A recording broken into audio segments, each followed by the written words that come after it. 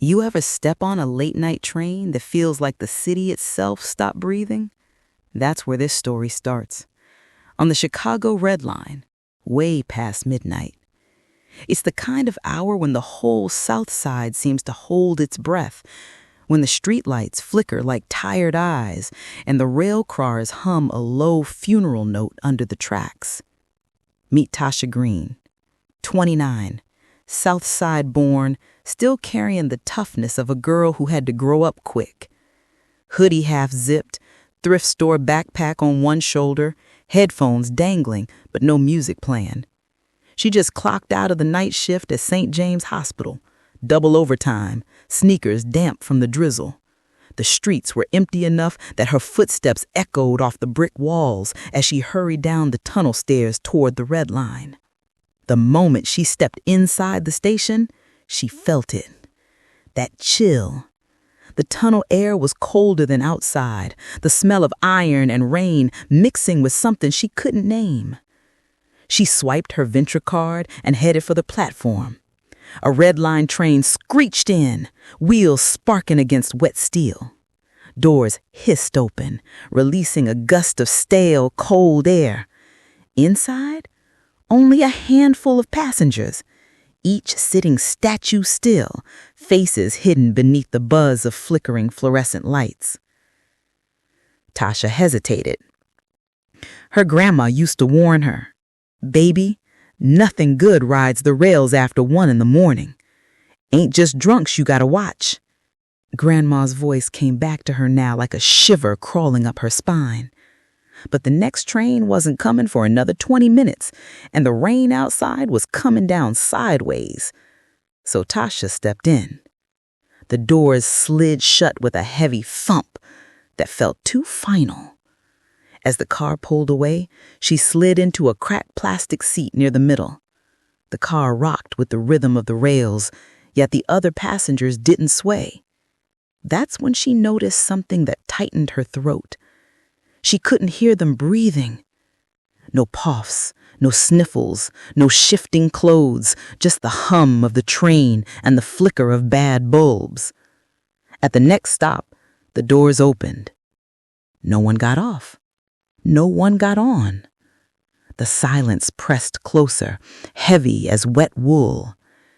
She tried to focus on her phone, but the screen glitched, static lines tearing across the display before it went black.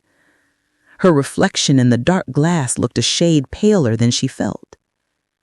A man in a torn business suit sat 3 seats away, head tilted slightly down. His hands rested on his knees, knuckles bone white against gray skin. Tasha caught herself staring, then saw that his chest wasn't rising.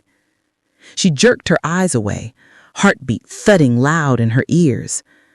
A woman in a yellow raincoat slumped by the window, hair dripping onto her shoulder, but the drops never moved, frozen mid-slide like a picture that forgot to keep playing. Tasha's fingers clenched around the edge of her seat. She wanted to call out, ask if everyone was okay, but her throat locked. That's when the lights flickered hard, plunging the car into darkness for a half-bar second. In that brief blackness, she felt something brush the back of her neck, ice cold, quick as a breath. She twisted around. Nobody there. The train rattled on, heading deeper south toward 95th. Outside the windows, tunnels zipped by, graffiti flashing like warnings she couldn't read. For a moment, she thought she saw a face in the reflection of the glass, right over her shoulder, eyes hollow, mouth wide as if screaming. But it vanished as soon as the light steadied. Her pulse hammered. She pressed the stop request button. It clicked. Nothing happened. The train didn't slow. Instead, it picked up speed, rocking harder on the tracks, the tunnel walls blurring. She realized that she wasn't just a passenger. She was cargo now, being carried somewhere she didn't choose. She whispered to herself, barely a sound. The red line dove deeper, and the city's heartbeat faded until there was nothing but the clatter of steel and a hum like distant thunder. It was the kind of sound you feel more than hear, rattling the ribs, settling behind the eyes. Tasha's fingers dug into the upholstery as if she could anchor herself to the world that made sense. But the world had slipped 2 stops back, and whatever rode with her now didn't follow rules that daylight respects. She counted the bodies in the car again. Not bodies like on a coroner's table, not yet, but still and wrong. The man in the torn suit, the woman in the yellow raincoat, a kid in a varsity jacket slumped under a transit map, chin to chest, the white cords of his earbuds hanging like limp vines. At the far end, a heavy-set man in a reflective work vest sat with his hard hat in his lap. No scuffs, no breath.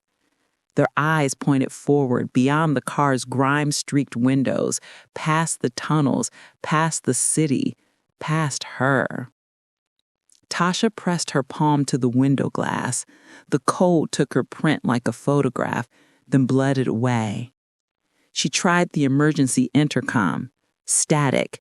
She pictured the attendant, bored, feet up on a milk crate, sipping burnt coffee. She imagined the intercom crackle alive. "Red line operator, what's your emergency?" And she'd say, "They ain't breathing." Then what? Send a squad car for ghosts?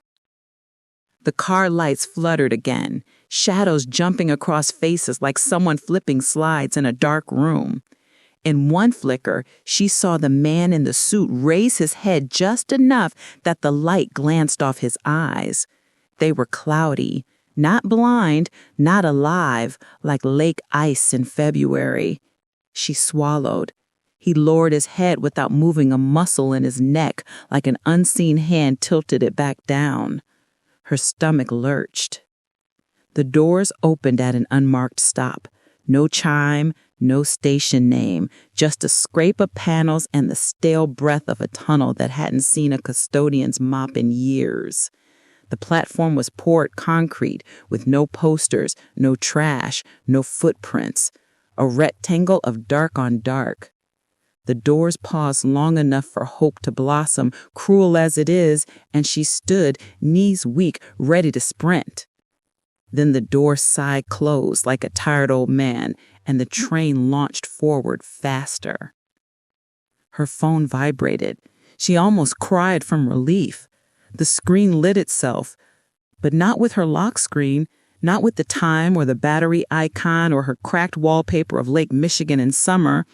It was a text thread she didn't remember opening. A single message. No contact photo. No name. "Tasha Bird, you listening?" The nickname hit her in the sternum. Only one person called her that, and Tasha buried that voice the day they lowered the casket. She knew better than to answer the dead. The grief makes rules bend. She typed with shaking thumbs. "Ma?" 3 dots pulsed. The train roared.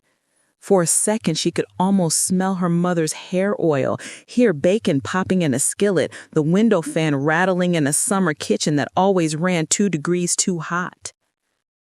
"Not all doors open to save you. Some stay shut to keep you from worse." The message blinked out. Her screen returned to black, reflection of her wide eyes floating there. The car's HVAC coughed to life with a low wheeze, pushing air that felt colder than before, like it had been drug across a river bottom. She stood, legs rubbery but defiant, and stepped into the aisle. The train shimmied under her feet. She tapped a hand on the pole and approached the man in the suit. His tie lay crooked, dried mud cuffed his pants, and the cut on his cheek had a weird stillness to it. No crust, no gloss, just a line that refused to heal or bleed. She yanked her hand back, heart bucking. Logic barged in, doing too much. Maybe the pulse is just too faint. Maybe your fingers missed the artery. Maybe you don't remember your CNA training because your brain is flooded with adrenaline and bad track grease. Logic was a lousy comfort down here. She moved to the woman in the yellow coat. Drops shined along a coil of hair. Tasha touched one. It was cool and solid like a bead of glass. It clicked under her nail and didn't smear. Her lips parted a fraction, and the whisper of air Tasha wanted to hear never came. She backed away and bumped into a pole. Her backpack thumped against her spine. The car groaned like an old house settling. The red line is a map that you can memorize by hunger and paycheck.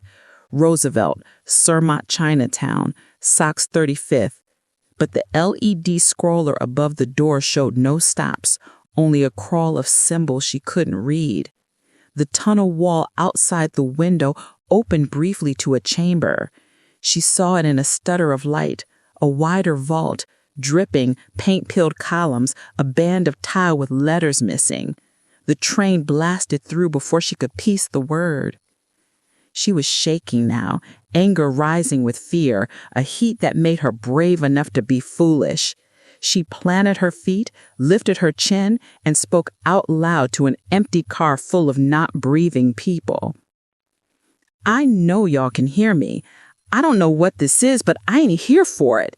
In the name of Jesus, I demand. The lights cut. Everything went black.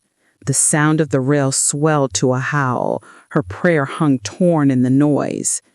Then a new sound threaded the dark, a steady step, step, step, moving toward her from the far door, leather on linoleum, unhurried, certain.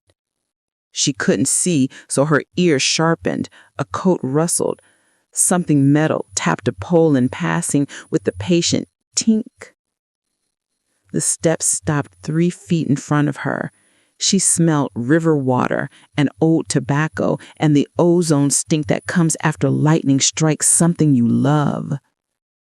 "Lil' sister," the voice said, deep as a tunnel, old as a warning sign no one reads anymore. "You can't fix what you won't face." The light stuttered back to a dirty yellow. He stood there, tall, wearing a long, tattered coat that might have been navy once and boots that didn't reflect any shine. His eyes weren't glowing, not exactly, but they held a light that didn't belong to the car's failing bulbs. He looked like a man who had worked every night shift this city could invent and then kept going after the paycheck stopped. Tasha's voice scraped up from a dry place. Who are you?" "The part of the city that remembers."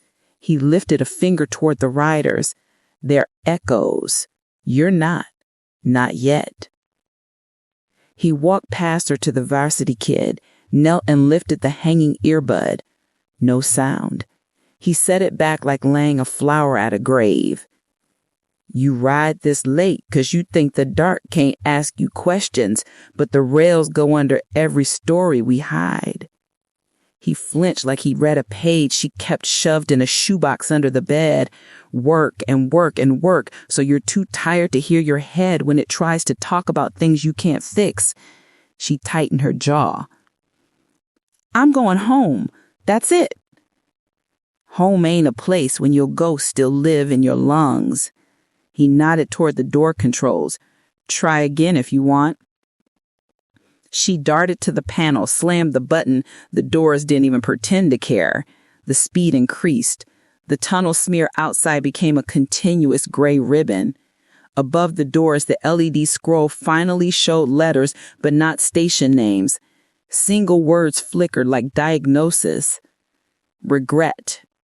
Absence. Siren. She stared until another word rolled through and hit her so clean she thought she could taste it. Mother. The train lurched, and with the shudder came a sound like a kitchen radio trying to find a station. It resolved into a whisper that iced her teeth. "Tasha Bird, you run and don't change the ending. Only facing it might." The Revenant watched her, not unkind, not kind either, like a conductor waiting for a passenger to admit the stop they missed. "What do you want from me?" What you been avoiding? Names, nights, the noise you drown with work. He pointed to the window, and the glass spidered with faint frost as if winter blew against it from the other side. Shapes moved in that frost. Outlines of row houses, an alley, a porch light that flickered less from bad wiring than a bad history. Her chest went tight. That porch light, that angle of the alley, she knew the corner before the image even cleared. 75th and the narrow lane where boys threw dice and ambulances learned the way by heart. The car shuddered again, an old animal shaking water from its hide, and the windows now showed more than tunnels. They showed rooms, a kitchen with peeling linoleum, a calendar turned to a month 5 years gone, a glass ashtray full of pennies. The door swallowed Tasha like a lake takes a stone, clean, cold, final. On the other side wasn't a platform, wasn't a tunnel. It was a kitchen that used to be hers, caught in amber. The linoleum's fake marbling, the dented pot on the back burner, the crooked calendar forever stuck on August. Sunlight the color of watered down orange juice came through a thin curtain with little blue flowers. And the chair, the one with the wobble she always meant to fix, stood in its spot like a faithful old dog. Her breath hitched. She touched the edge of the table. It was real enough to squeak under her palm. The room held the ghost of a good-smelling morning, bacon and hair oil and dish soap, and under it the metallic tang of fear, the kind that taught a kid to listen before opening her bedroom door. The Revenant didn't follow. She was alone with her life. A TV in the next room murmured a daytime judge show. The hallway hummed with the window fan. Tasha's stomach made a small noise it hadn't made in years, that old blend of hunger and dread. She took 2 steps, and the floorboard sang its familiar complaint. If time could clap, it would have. On the counter, a glass ashtray held a drift of pennies and a silver church pin that read "Usher" in black letters. Her mother would polish that pin before Sunday and stab it through the satin ribbon with a sigh about how the Lord's house needed decency even when the world did not. Tasha lifted the pin. The metal was warm. That felt wrong. This room wasn't supposed to hold body heat anymore. A voice drifted from the bedroom, not her mother's, not yet. A man's, too loud for the small space, frayed with drink. By the time the red line hit its next breath, Tasha felt the car's weight shift. Not lighter, exactly, more balanced, like a table someone finally shimmed with a folded napkin. The Revenant took 2 steps, and the passengers seemed to fade a shade, as if their outlines had been drawn with a duller pencil. The tunnel widened to a mouth of tile and black girders. The doors parted to a platform with a tiled band that tried to spell a station name and gave up halfway. Tasha and the Revenant stepped into air that tasted like wet stone and winter coat closets. Across the platform, a short corridor slanted down into older dark. A boiler rumbled somewhere like a giant thinking. Tasha rolled her shoulders. The mustard seed in her pocket felt like a promise she hadn't agreed to, but wanted anyway. The Revenant angled his head. This door ain't about your house. It's about the houses you pass and pretend you ain't got keys to. She didn't ask what he meant. The corridor led them to a heavy metal door stamped with a transit authority seal rubbed to a ghost. He pushed it with 2 fingers, and it swung on a squeal of hinges that sang of neglect. The room beyond smelled of dust and spilled coffee and printer ink. An office? Not exactly. Bulletin boards covered with flyers, lost dogs, missing persons, community watch meetings that happened 3 summers ago. A folding table held a stack of memorial pamphlets, edges curled. Titles read like prayers with dates for punctuation. A young man in a janitor's uniform sat on a milk crate in the corner, elbows on knees, face in hands. His shoulders didn't move. A girl's backpack leaned against his shin. Patches on it showed a softball, a science fair trophy, a cartoon cat with a wink. Tasha's throat tightened. She knew that look even when it didn't move, the unspeakable weight of, if only I had. Ghosts ain't all dead, the Revenant said, not unkind. Some just sit with time until they get up again. A board on the wall held a child's drawing, a train with a smile, stick figure people waving from the windows. In the corner, a date. Tasha counted backwards and clenched the edge of the table. The day of the crash. The headline rose in her mind uninvited. 2 cars derailed, smoke clawing a hole in the sky. She had worked the triage tent that night, hands sticky with adrenaline and antiseptic, counting pulses until numbers stopped meaning anything. She had gone home and showered until the water ran cold, and then not slept, listening to wheels she couldn't stop. The Revenant walked to the milk crate and crouched, boots creaking. He didn't touch the man. He lowered his voice. "Lil' brother," he said, the words carrying the weight of a city-stupid sunset. "You don't have to lift it alone." The man didn't answer. Couldn't, maybe, but the room shifted again, sunlight turning a degree warmer. Tasha picked up one of the memorial pamphlets. A girl's smile, braces glittering, hair in 2 puffs, eyes that promised mischief and honor roll at the same time. Name, Marley. The kind of name that dances even when you say it soft. The pamphlet's back listed a favorite verse about angels watching over small feet. Tasha closed her eyes and remembered a pair of small sneakers lined up by an ER bed, laces double knotted because someone loved that child enough to make sure she didn't trip. Her chest went tight in the helpful way pain sometimes does, the way that says you are not allowed to walk past this. She cleared her throat and spoke into the room, not to the Revenant, not to the man, but to the air that holds names when we can't carry them alone. "Marley," she said, "I remember you, even if we never met right. I remember your shoes by the bed. I remember the way your mother said your name like a song she was still learning." The air softened. On the bulletin board, a corner of the drawing lifted and fell like a little breath. Tasha laid the pamphlet down with the care you reserve for glass heirlooms and sleeping babies.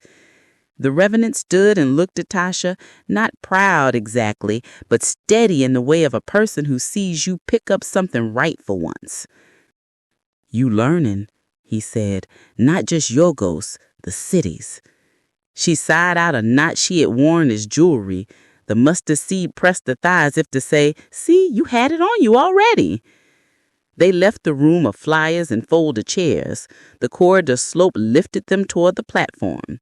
When they reached the doors, the train opened like it had been paying attention.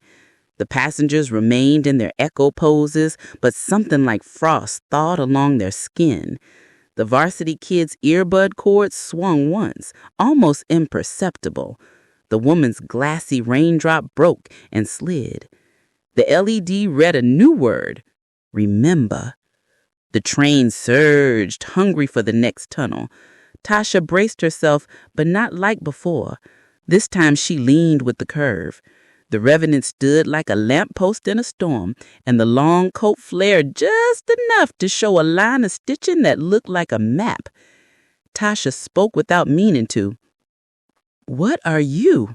I mean, really?" He smiled and didn't. "I'm who shows up when a city refuses to bury its dead wrong."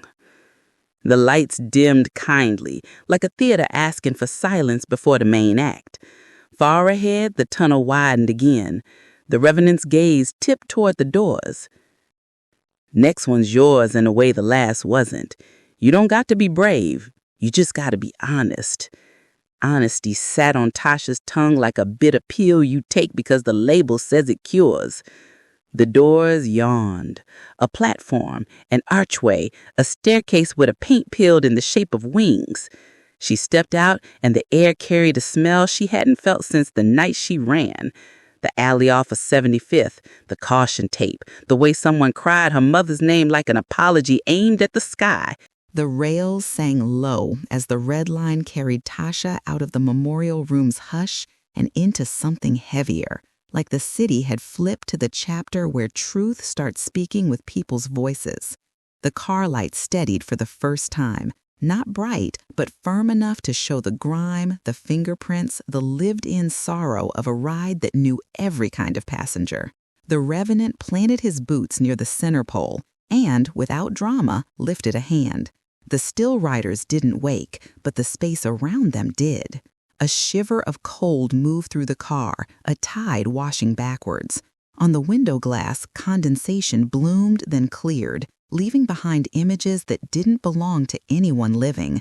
A mural of faces someone painted on plywood after a vigil. A broken bicycle wheel tangled in a fence. A church basement with folding chairs in a circle and a coffee urn that never emptied. Tasha's fingers found the mustard seed in her pocket and pinched it until the edge pressed a tiny star into her skin. The Revenant's eyes held a light not owned by the fluorescence. He nodded once, and the car began to whisper. "I was 12 when I learned the street keeps secrets bigger than lockers," a girl's voice said, bright as a school hallway and brittle as chalk. "I loved jump rope and sour candy. The sirens were louder than my name." The varsity kid's earbuds swayed again, a ghost note in time with a rhythm no one else heard. "I was a mother twice over before I learned to say help out loud," another voice came, thin and fierce. "The shelter smelled like bleach and second chances. My youngest still sleeps with a light on." The woman in the yellow coat tilted a fraction toward the aisle, a frozen raindrop sliding at last, casting a tiny prism on grimy linoleum. Tasha swallowed hard. The Revenant didn't translate. He didn't need to. The truths were already in the air, like the mineral taste of a storm minutes before it breaks. The red line slid into a longer stretch of tunnel. The darkness outside turned reflective, and the windows became mirrors full of other rooms. A corner store with plexiglass and a bucket of dusty lollipops. A funeral home side room where a child's drawing of a son was pinned crooked on a corkboard. A kitchen where a pot boiled and boiled because no one remembered to turn the burner down. Tasha steadied herself with a hand on the pole. The stories braided and unbraided around her, making a rope strong enough to climb and dangerous enough to hang from if you grabbed it wrong. "You hear them now," he said, voice low as diesel. "This city remembers by naming. We forget by rushin'. You always rushin', little sister." "I work nights," Tasha said, the words coming out like a defense and an apology that had dated each other too long. "If I stop moving, it hurts." She faced the man in the torn suit. Up close, she noticed a business card stuck to his lapel by damp, letters smeared but legible enough. Collections. She pictured him riding this same line with a briefcase full of payment plans and broken promises. Sorrow has 1,000 uniforms. He had worn one of them. The LED over the door flickered, abandoned its sentences, and offered a single instruction that wasn't a station name. Listen. So Tasha did. "I drove this line 15 years, a tired old man sighed from somewhere in the car's joints. "They taught us schedules and safety checks. Nobody taught us what to do with the empty shoes under the benches after the police tape comes down." Tasha's eyes stung. She imagined the shoes, wet with winter slush, laces frayed, sizes telling stories all by themselves. You can measure a neighborhood by the shoes it loses. The Revenant's ring tapped the pole twice, soft, rhythmic. He wasn't conducting the ghosts. He was keeping time for grief so it didn't run away with the song. Tasha lifted her chin. "I hear you," she said, to the air, to the riders, to the city. "I hear you." The temperature shifted a degree warmer. The stink of copper and concrete thinned. The train rolled into a pocket of tunnel where the walls were damp and slick. Words appeared on the glass again, not like LED text, but like someone writing with a fingertip from the other side. Names. So many names, Tasha thought her ribs might crack. Keisha, Devin, Marley, Miss Ruth, Jerome. Each one feather light and brick heavy. She did what the car told her. She listened until the sting became steadiness. She let the names pass through her like water through a sieve and caught the ones that hooked her spirit. She said them under her breath, a litany without a church, and the car rewarded her with breath she could finally feel moving in and out of her chest without scraping. The red line braked with a long squeal to a nameless platform. Doors parted, no PA chime. Just a draft of air tasting like dust and basement light bulbs. The Revenant didn't gesture. He didn't have to. This stop belonged to her, too, the way old Hertz always keep a copy of the key. Revelation ain't fireworks, he said softly. It's a work light pulling truth out from under the sink. You ready? Tasha nodded, not trusting her voice. She stepped onto the platform, sneakers squeaking on tile. Across from the train, an alcove opened like a mouth. On the far wall hung a crooked mirror with a crack through its middle. Beneath it stood a metal cart with hospital stickers peeling at the corners. The cart held objects that didn't belong together. A school photo with a backdrop of fake autumn leaves, a pocket Bible swollen from water, a train operator's cap, a rose made of tinfoil, a laminated bus transfer from a decade ago, a lost and found for a whole city's soul. Her hands hovered over each thing like a nurse doing checks at the start of shift. She stopped over the Bible. It smelled faintly of mold and mint gum. She turned it over, and a name flared under the fluorescent hum, not printed but remembered. Green. Her name. Her mother's name. The cover crackled when she opened it. Inside, in ballpoint curls she knew by heart, a verse underlined twice. When you pass through the waters, I will be with you. Isaiah. A promise written for people who have to take late trains whether they're haunted or not. The platform wavered at the edges. The mirror's crack widened like a mouth about to speak. She lifted her face and caught her own reflection split down the middle. Nurse and daughter, runner and returner, the girl who left and the woman who came back changed. She expected shame to show up, slick as always. It didn't. Something steadier did. I don't want to carry this alone, she said to the cracked mirror, the cart, the tunnel dust, the Revenant who wasn't in the frame but always in the story. I want to learn how to carry it right. The lights above the platform warmed a shade, the kind of change you don't notice until you realize you can read without squinting. She closed the Bible carefully and set it back. The cart rattled as if agreeing. Behind her, the train waited like a friend who knows when to be quiet. On the glass door, new writing traced itself. Remember, then release. Tasha stepped back into the car. The Revenant nodded like a deacon satisfied the offering was honest. The still writers relaxed a fraction more.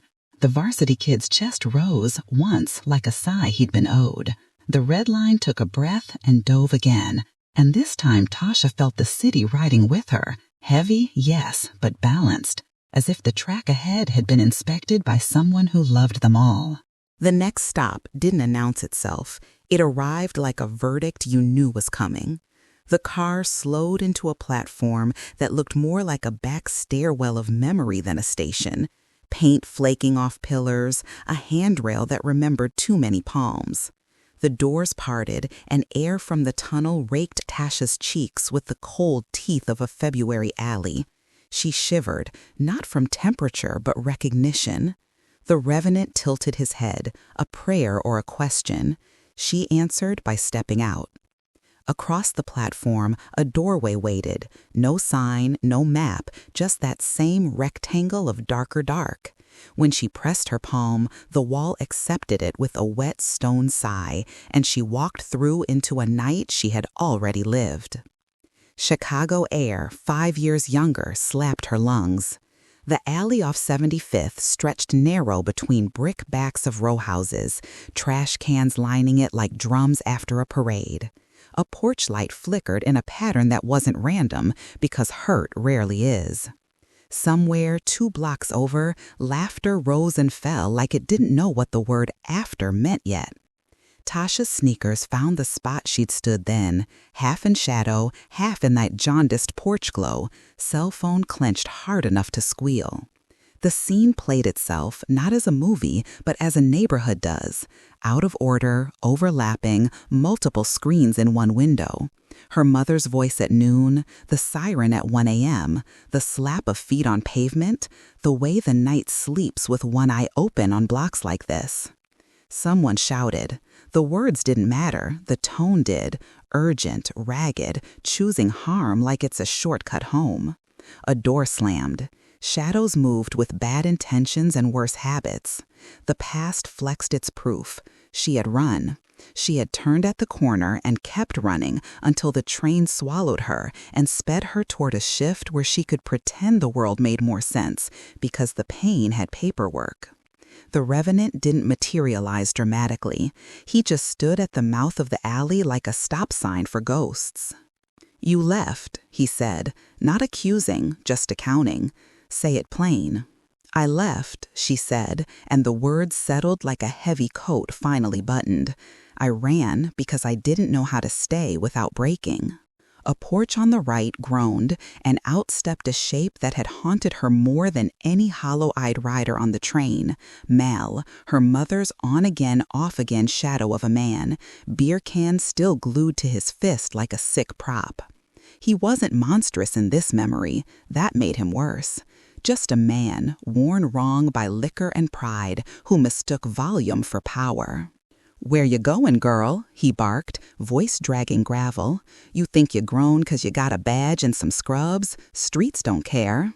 Tasha's chest squeezed with the old urge. Argue, appease, freeze, flee, roulette of survival. But the alley wasn't alone with her this time. Her mother's window glowed behind a thin curtain.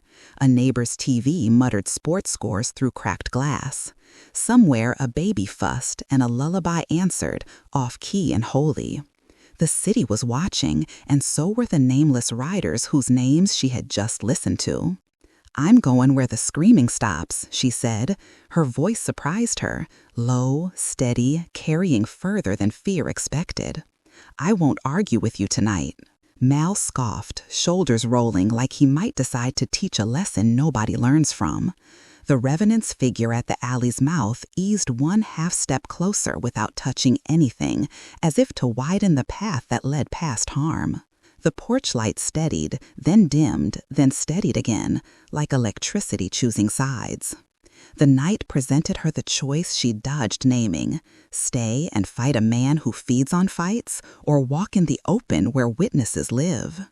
Courage isn't always confrontation. Sometimes it's the dignity of direction. "Ma," she called toward the thin curtain, not sure the room would hear.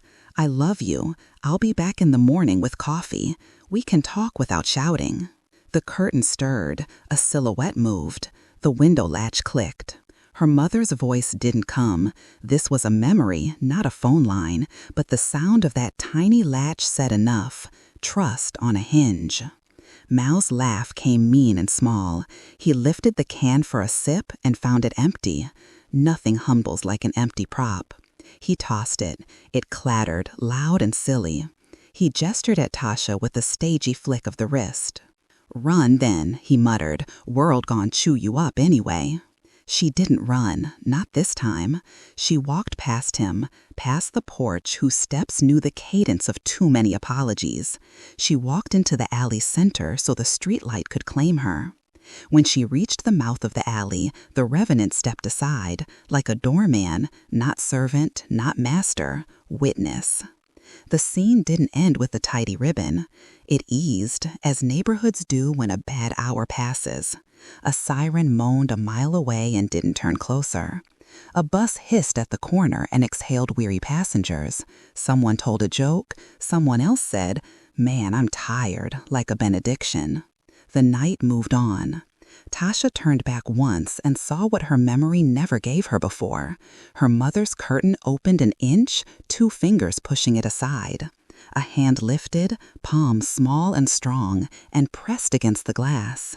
Tasha pressed her palm up in the air, not touching, but touching. The distance between windows and sidewalks measured itself in heartbeats, then set itself down.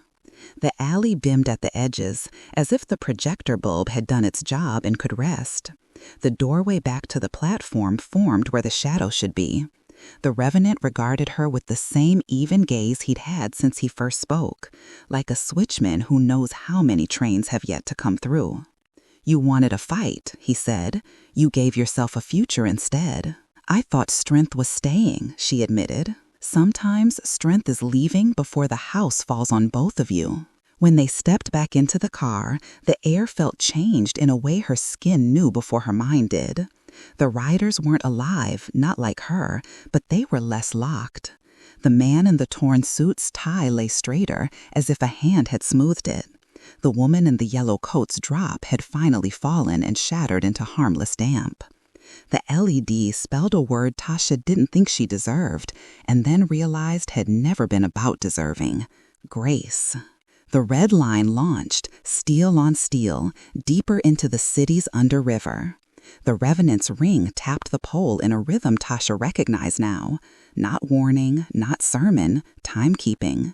So stories wouldn't lose their place, so hearts would find theirs. The red line dove so deep it felt like the city flipped over and set its weight on the roof of the car. The rails screamed once, long, metallic, like a choir that forgot the words but remembered the ache.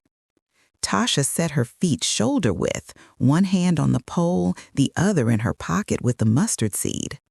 The car's air cooled another few degrees. Her breath walked out in pale clouds that looked like thoughts leaving the body. The Revenant didn't brace. He stood loose in the knees, balanced like a man who learned to ride storms the way kids learn to ride bikes. His ring touched steel twice, then once, then paused, like he was knocking on a door only the rails could hear. Above the doors, the LED didn't try for words. It showed a single symbol, a downward arrow, and beneath it a number that kept counting: -1, -2, -3. Tasha swallowed. The descent sounded like myth. Down here, it was geometry and gravity and a tightness behind the eyes that told you pressure was doing arithmetic with your skull. Still, riders watched the dark beyond the windows with that same unnatural patience. The man in the torn suit looked a shade less gray, like somebody had turned his saturation up one click. The woman in the yellow coat had a damp collar now instead of glass. Small mercies. Outside, tunnel wall gave way to caverns, old construction chambers and forgotten junctions where tile bands with fancy fonts announced stations that never opened. In one wide vault, Tasha saw, in the strobing light of the car, a mural painted on wet stone, faces in blue and gold, eyes solemn, halos made from transit maps. The car carried them past before she could name anyone, but one face looked like her mother on a good Sunday, the kind of look that forgives you before you've asked. The train slowed into a space that wasn't exactly a platform. It was more like a basin the tracks poured into. Water beaded along the ties. A low fog lay over the ballast, milky and insistent. The doors opened without chime. Cold stepped in. "Last level before up," he said.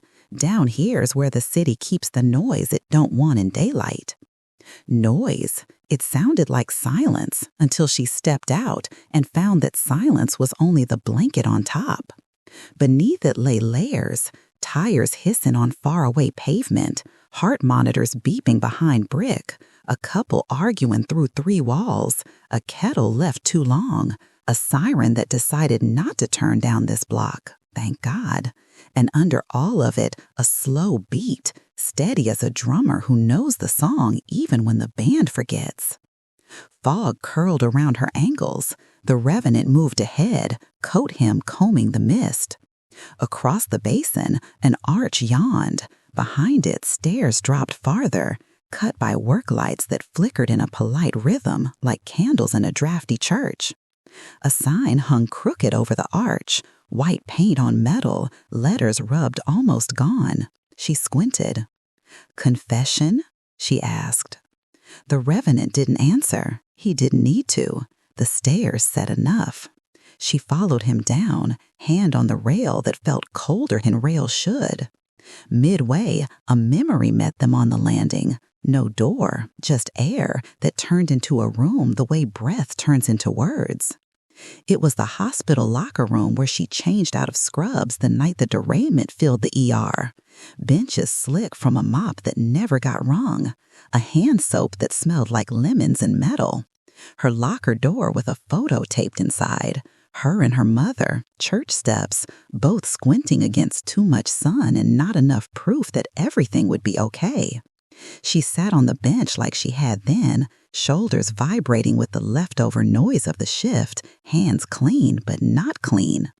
A nurse she liked, Drea, braids coiled into a crown, voice that could hush a whole trauma bay, appeared in the doorway, not looking at her exactly, more like looking at a version of her who could still go back and change small things.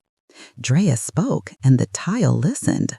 "You can't save 'em," she said. "You ain't supposed to try. You supposed to show up, do your part, and tell the truth about what it did to you." Back then, Tasha had nodded like a bobblehead and gone home to not sleep. Now she stood and spoke to the air that had kept her secrets out of habit. "I'm tired of being brave in ways that break me quiet," she said. "I'm tired of calling it strength when it's really hiding." The bench sighed. The fog at her shoes exhaled like a dog personal to her. She took the photo from the locker and slid it into her pocket beside the mustard seed, faith and memory clinking like coins that spin different. The stair dropped them one more flight. At the bottom, the basin opened into a chamber where the city had forgotten to finish, or finished and then rethought the whole thing. Pillars rose like drowned trees, wrapped with old caution tape bleached to the color of old teeth. In the middle of the floor, a circular grate glistened with slow water. The air tasted penny bitter. The Revenant stopped at the grate. He wasn't theatrical, but the way he set his boots wide and lifted his chin made the space feel like a pulpit had grown out of concrete. He looked at Tasha like people look at the last witness who hasn't taken the stand. "They callin'," he said. "All them names you said, all the ones you didn't. You gon' keep carrying them like a secret backpack until your shoulders holler, or you gon' hold them up to the air so the air can help." Tasha stared at the grate. Water there made a pattern, circles inside circles, ripple on ripple, like a record turning under a needle nobody could see. The chamber's acoustics turned small sounds into sermons. She heard her mother's cough, the pop of bacon, the clink of a church pen, the scratch of her own pen filling out forms, as if paperwork could stop hurt from recurring. She felt ridiculous and holy at the same time as she opened her mouth. "Keisha," she said first, because the name always came first when her mind did its roll call. "Devin, Miss Ruth, Marley." The names lined up like kids for juice after Sunday school, none more important than the next. Jerome, Mr. Alvarez from the corner store, the bus driver who kept granola bars in the little glove box. Drea, for the time she ignored her own fever just to get me through mine. Ma. The grate answered with a small burp of water, not gross, just honest. The chamber took the names and did what good rooms do, hold them without commentary. The Revenant's eyes warmed a fraction. "Now say the last one," he said, "the one you keep stuck behind your teeth so your face won't show it." She knew it. She didn't want to. The mustard seed pressed her thigh. The photo in her pocket whispered paper against fabric. She let the word out like a bruise she finally examined in good light. "Me," she said. "Tasha. I keep leaving myself out because it's easier to work other people's pain than admit my own counts." The chamber shifted, barely, but enough that the pillars looked less like drowning and more like holding up something heavy on purpose. A current moved through the fog, knitted it smooth. Tasha breathed without having to remember how. Above them, the rails hummed. The train waited. She felt it like a dog waiting patiently outside a shop for its person. The Revenant put his palm over the grate, not touching, just hovering, as if to bless or to measure. He turned. She followed. The stairs didn't feel as steep. At the top, the basin's fog thinned until she could see the scuffed edge of the platform and the train's open mouth. When she stepped inside, the temperature rose a degree that mattered. The riders didn't become human, they became less museum piece, more storybook, pages that turn. The LED over the doors found a word for the first time in a while. It glowed like a streetlight finally replaced after 3 winters of promises. Mercy. Tasha leaned on the pole and closed her eyes without fear. The rails pushed them forward. The Revenant stood easy, boots planted the way trees plant. Down here, below the river of traffic and rent and somebody's party and somebody's fight, she felt a different current. Slow, wide, generous. It carried her, too. Redemption didn't kick the doors in. It walked on in like a familiar aunt with foil pans after church, set the food down, and told everybody to fix a plate. That's how it felt as the red line climbed, switching from the deep tracks to a grade that let the pressure ease inside Tasha's skull. The fluorescence steadied to a hum she could live with. Somewhere above, the lake turned on its glitter and the city put on its morning face. The riders changed in ways only someone who'd been watching could notice. The varsity kid's chin lifted half an inch from his chest. A phantom crease left his brow. The woman in the yellow coat looked like rain instead of glass. The man in the torn suit unclenched his hands, and his business card peeled away from his lapel and fluttered to the floor without a sound. The Revenant did not smile, but a softness touched the set of his jaw. He tapped the pole once, then stilled. The LED found its voice again and sent across a sentence that felt like a street corner prophecy you didn't know you needed. Say their names. Live yours. Tasha breathed in, out. She thought of the chamber and the grate and how silly and sacred can be the same thing with different lighting. She put one hand to her pocket, felt the hardness of the photo's edge and the shape of the seed, and knew she didn't have to be dramatic to be changed. She just had to be honest again, out loud, with the city for witness. She stepped into the aisle. The car watched with its particular attention, the kind trains give, patient and electric. Keisha, she said, steady. Devin, Miss Ruth, Marley, Mr. Alvarez, the bus driver with the granola bars, Drea, Ma, and me, Tasha. I'm going to live my name without hiding behind other people's hurt. The names didn't echo, they landed. That was enough. A draft moved through the car, quick as a sparrow, and for a second, Tasha smelled cornbread and engine oil, penny candy and hand sanitizer, river water and incense. The city had thrown her a potluck of scents, and she understood they were offerings, not tests. The doors opened at a platform that looked almost real. Tile that hadn't lost all its shine, a trash can with a fresh liner, a poster for a neighborhood jazz fest with the date still in the future instead of years gone. A small crowd waited, no faces she knew, but bodies with a life to get to. For the first time all night, 2 stepped on, a woman with a stroller and a man with paint on his cuffs. They passed through the car's strange weather without blinking, as if whatever haunted and healed here knew to make way for the living. Between stops, the windows became mirrors again, but not of rooms she had fled. They reflected rooms she could build, a kitchen with a sturdier table, a bulletin board not for missing flyers, but for sign-ups, potlucks, block cleanups, clinic hours. A train car where the still riders gave way to kids in backpacks, drawing with their fingers on fogged glass to make hearts and trains with smiling faces. The Revenant angled his head toward the far door, the one that looked out on the operator's cab. It stayed dark, but Tasha felt eyes there, the kind that keep watch for switches and timing and more than schedules. The city had someone driving its sorrow tonight who knew where the sidings were. The Revenant spoke clearly, smoother than his speech had been all night. Redemption ain't a story you talk people into. It's a story you walk them through, little by little, stop by stop. Little by little. She could do little. She'd been doing little her whole life. She just hadn't given the little a name like redemption before. Her phone, dead since the first chill, woke with a buzz. The screen lit, not with messages from the gone, but with plain, ordinary life. A text from Drea. "You good, sis? When you off, we doing pancakes, I'm buying." Another from a neighbor. "My auntie needs her meds sorted. You got time tomorrow?" A calendar reminder she'd been ignoring. "Call Ma's church, usher board donations due." Tasha laughed once, small, not hysterical, the kind that lets grief know it's not running the whole show.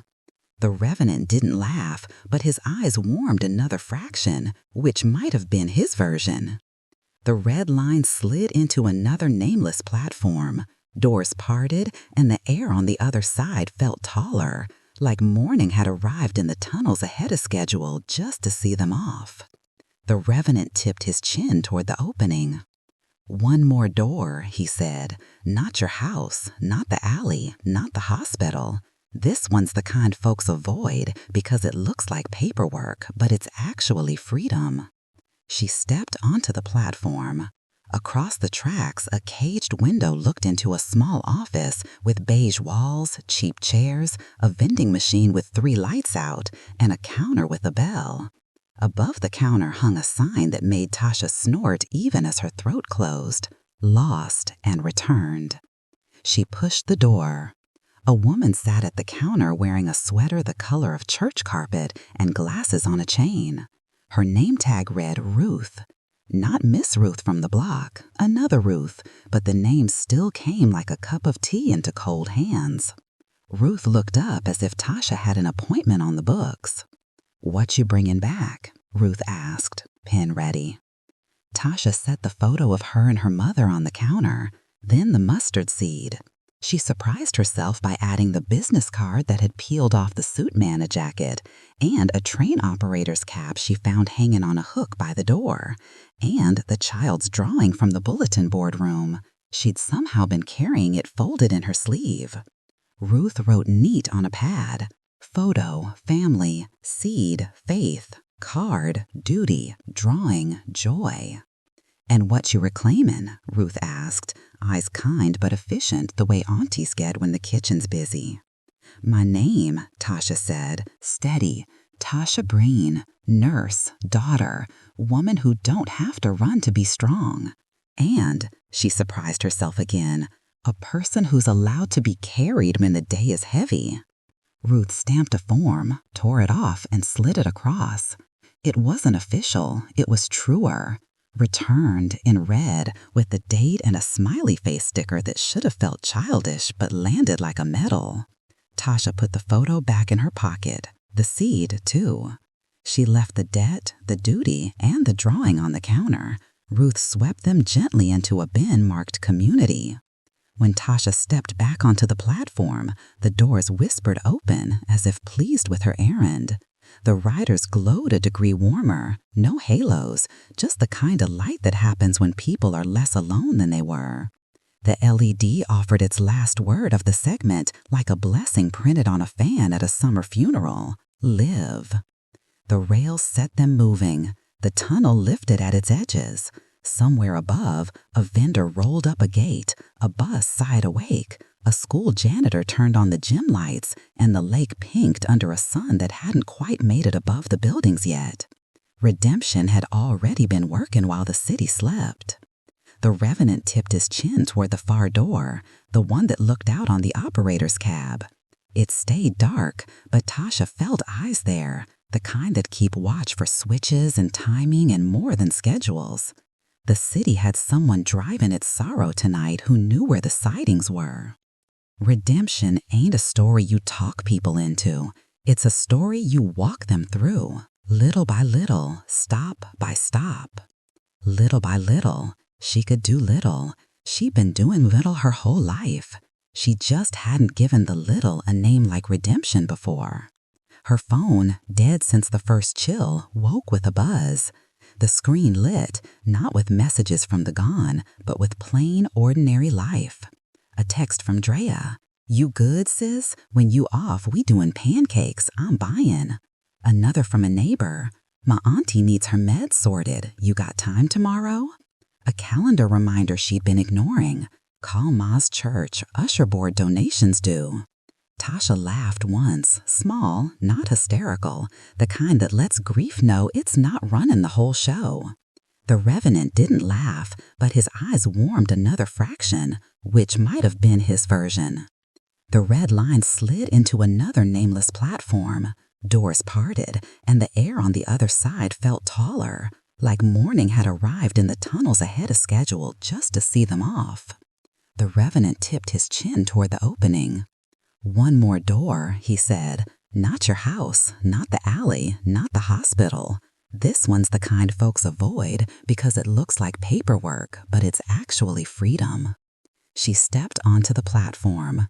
Across the tracks, a caged window looked into a small office with beige walls, cheap chairs, a vending machine with 3 lights out, and a counter with a bell. Above the counter hung a sign that made Tasha snort even as her throat closed. Lost and returned. She pushed the door. A woman sat at the counter wearing a sweater the color of church carpet and glasses on a chain. Her name tag read Ruth. Not Miss Ruth from the block, another Ruth, but the name still came like a cup of tea into cold hands. Ruth looked up as if Tasha had an appointment on the books. "What you bringing back?" Ruth asked, pen ready. Tasha set the photo of her and her mother on the counter, then the mustard. The screech of steel wheels echoed like thunder as the red line surged forward out of the black tunnel, throwing Tasha against the cold vinyl seat. Her knuckles clutched the pole so tight her fingers trembled. This time, the car was brighter, but the brightness felt wrong, too white, too sharp, as if the light wanted to expose every shadow hiding in her chest. She lifted her head and noticed something she hadn't seen before. The reflection in the train window didn't match her movements. Her real hands were locked around the pole, yet in the glass, her reflection slowly opened its fingers and pointed down the aisle toward the dark-coated Revenant. Tasha's voice cracked. "What do you want from me now?"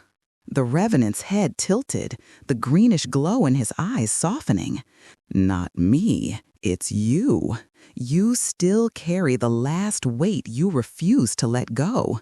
If you try to leave without facing it, the doors will never open." The words felt like heavy iron laid across her chest. The tunnel walls outside blurred. Decades of Chicago graffiti flashed by. Names, dates, murals of faces she once knew from the block.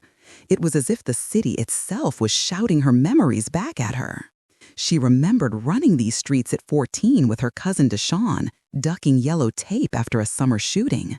She remembered the night she promised her mom she'd never ride the red line after midnight, a promise broken tonight. The car shuddered and slowed. A sign above the doors flickered. Next stop, 47th Street. But everyone in Chicago knew that station had been sealed for years. The passengers, still hollow-eyed silhouettes, began fading, one by one like candle smoke. Heart hammering, Tasha stood and faced the Revenant. "Fine, tell me what I'm holding back." The Revenant's head tilted, the greenish glow in his eyes softening. "Not me, it's you. You still carry the last weight you refuse to let go. If you try to leave without facing it, the doors will never open." The words felt like heavy iron laid across her chest. The tunnel walls outside blurred.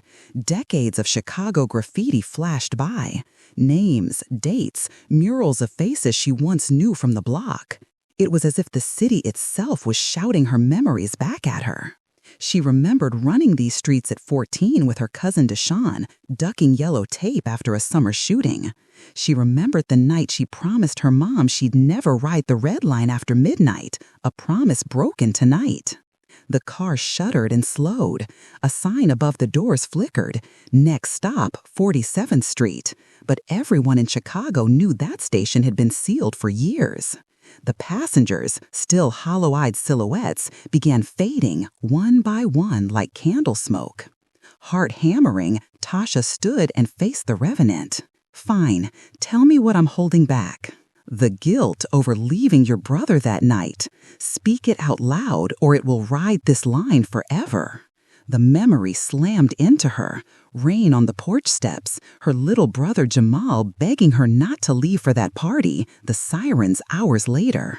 Tears blurred the emergency exit sign as she whispered his name. Jamal, I'm sorry I wasn't there. I should have protected you. The train jolted hard. Doors hissed and finally slid open. A wash of humid night air swept in, carrying the scent of rain on asphalt and faint jazz from somewhere above ground. For the first time all night, the platform looked real, not like a memory. The Revenant gave a slight nod as if granting permission. Go, but remember the names you've spoken tonight. Carry them with you. Tasha stepped across the threshold, feeling the weight of 1,000 unheard stories slide from her shoulders. The doors closed behind her with a softer thump, almost merciful. She climbed the concrete steps toward the streetlight glow of Bronzeville, lungs drinking in the night air as if it were her first real breath in years. Dawn bled slowly across Chicago's South Side skyline as Tasha pushed open the street-level gate of the old station. The air smelled of rain-soaked bricks and fresh brewed coffee drifting from a corner diner. For a long minute, she just stood there at the top of the stairs, letting the warmth of sunrise bathe her face. The city looked the same, cars rolling past, buses sighing at the curb, people hurrying to early shifts, yet everything felt changed. Her legs trembled from exhaustion, but her chest felt strangely light, as if the night train had burned away layers of fear she never knew she carried. Behind her, the stairwell leading back to the platform was empty. She half expected the Revenant to appear one last time, leaning on the rail with that sad, crooked smile. Instead, only the echo of her own footsteps answered. She walked east toward Cottage Grove, passing shuttered storefronts and fresh murals of local legends, young hoopers, lost activists, jazz greats. Every painted face seemed to nod at her in silent acknowledgement. A block later, she ducked into a small stone-front AME church whose wooden doors stood open, welcoming the morning. The pews were empty except for a janitor sweeping near the altar. She slid into the back row and let herself sink against the smooth oak, listening to the faint rustle of the broom on tile. In that quiet space, the memories of every lost rider she'd met on the Red Line returned in a slow-moving tide. Deshawn, Jamal, the mother searching for her child, the nameless silhouettes. Her whisper broke the silence. I remember you all, and I won't let the city forget you. She bowed her head, hands clasped tight, and prayed not with fancy words, but with the raw honesty of a Chicago daughter who had seen the undertunnels of pain and made it back to the light. Lord, thank you for pulling me through the shadows. Help me honor every soul that rides alone tonight. Give me courage to live clean, to love harder, and to speak up for the forgotten. Amen. Sunbeams streamed through the stained glass window, washing her tear-streaked cheeks in soft colors, ruby, sapphire, gold. For the first time since boarding that cursed train, Tasha allowed herself a small, genuine smile. Outside, the city was fully awake. L trains clattering overhead, kids laughing on the way to school, somebody selling newspapers at the corner. She stepped back into that noise, carrying a piece of dawn light in her chest.